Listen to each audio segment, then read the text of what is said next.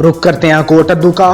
DPO Muzaffargarh Syed Nadeem Abbas की हिदायत की रोशनी में और डीएसपी कोट अद्दू इजाज हुसैन बुखारी की सरबरस्ती में दायरा दीन पनाह पुलिस की जराइम पेशा अनासर के खिलाफ भरपूर कार्रवाइयों का सिलसिला जारी है। तफसीलात जानते हैं कोट अद्दू से बाकर हुसैन से। जी बिल्कुल, कोटअद्दू डीपीओ मुजफ्फरगढ़ सैयद नदीम अब्बास की हिदायत की रोशनी में डीएसपी कोटअद्दू इजाज हुसैन बुखारी की सरबराही में दायरा दीन पनाह पुलिस की जराइम पेशा नासिर के खिलाफ भरपूर कार्रवाइयों का सिलसिला जारी है। एसएचओ असमत अब्बास ने अपनी टीम के हमरा कामयाब कार्रवाई करते हुए इकरारनामी शख्स को गिरफ्तार कर लिया। मुलजिम के कब्जे से कलाशन को बरामद कर ली और मुलजिम के खिलाफ असला नाजायज के तहत मुकदमा दर्ज